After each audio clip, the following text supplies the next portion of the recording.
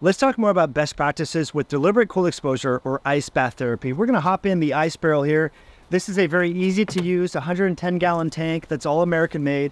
And as we get in, we're going to talk about best practices. So in my opinion, best practices, it's chilly, are consistency matters more than the total duration of the actual therapy. So if you do 2 minutes or 5 minutes first thing in the morning every day, that's way better than just one 20-minute ice bath therapy once a week. So the consistency really matters more. There was a recently published study we can show up on the screen here in animals that found that short duration ice bath or deliberate cold exposure therapy was sufficient if it was consistent to induce the activity of the brown adipose tissue. That's really, friends, I think the magic here. And I don't want to say magic, but something we should all be focusing on is activating or priming these dormant beige and brown adipocytes. Your fat cells are really metabolically active. They're immunologically active, and they're supportive and conducive to helping you maintain a healthy body composition. I think the second major benefit here is you just feel better. We know mental health issues are on the rise. Anxiety, depression, opiate use, suicides, unfortunately, drug overdoses are at record rates now. Studies show that just one 5-minute cold exposure therapy via an fMRI changes multiple nodes within the brain, improving mental well-being and positive affect and all of that, which I think is really important. I think the third real great benefit of deliberate cold exposure or ice bath therapy is improving your immune system and decreasing chronic inflammation. I know we can't talk about diagnosing, treating, or curing or preventing diseases here in these videos. However, research shows that, and we've been using cold therapy for a long time for acute musculoskeletal disorders, joint issues. So if you're exercising, you have achy knees, achy joints, low back pain. I recently had a chest injury. I was using this all the time to help to decrease the inflammation in my body. I have many people who have autoimmunity, multiple sclerosis, different autoimmune conditions that are characterized by increased inflammation. And they report that when they use ice bath therapy or deliberate cold exposure, they just feel better. Their joints move better. Osteoarthritis and different arthritic pains, rheumatoid arthritis. So again, the consistent practice is key to help to awaken that dormant brown adipose tissue and decrease the chronic inflammation. So here's what's cool about when you know you're getting acclimated is when the muscle-induced shivering thermogenesis, that's the shivering that you feel afterwards, the window through which that duration lasts starts to decrease. Because what happens is, as you become more cold adapted, you have what's known as hypermetabolic responses that occur that help you warm up metabolically.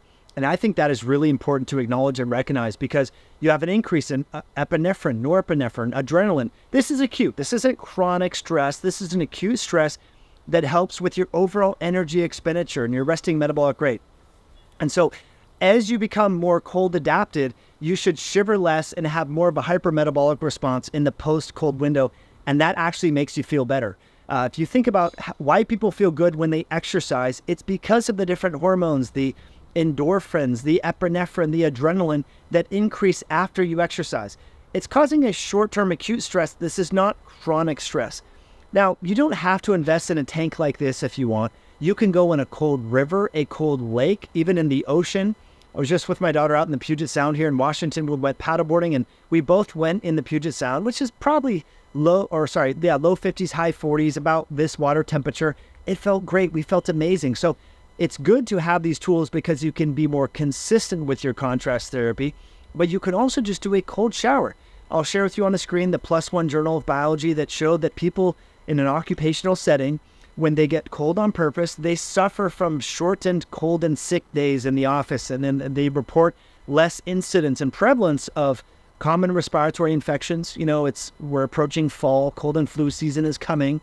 So just ending your hot shower with some cold is a great place to start. But again, be consistent with that. Do it 30 seconds every day for a week, and then do 45 seconds, then a minute. And pretty soon, you'll be doing deliberate cold exposure therapy like this. You'll be able to talk through it, and you're not going to be shivering and uncomfortable afterwards. I started this practice in 2014, and when I first started, I would be shivering for like an hour afterwards. Now it's like 4 or 5 minutes. This morning, I actually got a haircut. I'm not super excited about it, but I did, over 2 minutes in the ice bath this morning. And I was shivering for the first several minutes of my, barber appointment. And then afterwards, I was completely fine. And so what happens is, again, as you get acclimated, the muscle shivering-induced thermogenesis, that window shortens. and then you get that increase in the hypermetabolic response. So I think we've been in here about 3 minutes or so. I could probably go another, I don't know, 4 or 5 minutes if I wanted to, but just for time's sake, again, I think it's important to microdose this in 2 to 4 minute sessions every single day. And I actually like to do this before exercise, not after exercise. Other people have been talking about the benefits of getting cold before you exercise as a potential means to increase testosterone levels. There was a study in Japanese athletes that found that cold exposure before exercise actually increased luteinizing hormone as well as testosterone. So we're waiting for longer duration, randomized, placebo-controlled studies to verify that. But anecdotally, people generally feel better if they do a little cold before they exercise. And that's a nice way to warm the body up. So we've been in about 4 minutes now. Again, I'm not totally shivering yet because I'm pretty well adapted. But you could do some breath work. You could do some hyperventilation followed by retention breath work. So some Wim Hof style if you want to warm your body up. So some real rapid breathing like this, and hold your breath and retain that to build up the carbon dioxide tolerance. But again, the main things to focus on here is not how long you're doing it, it's the consistency. Every single day, if you can work up to that, that is going to be best for your resting metabolic rate, for priming brown adipose tissue, and possibly reducing inflammation and helping to alleviate common joint pain. So that's what I love about the ice barrel. They make it super easy. This looks good on your deck, in your backyard. We have the sauna here. We actually recently invested in a wood-fired hot tub, which is phenomenal for doing contrast. And so I like people to start with this. You can put ice in there. They also make the ice blocks that are made of durable silicone to keep this really cooled. You do not need a chiller or a cooler.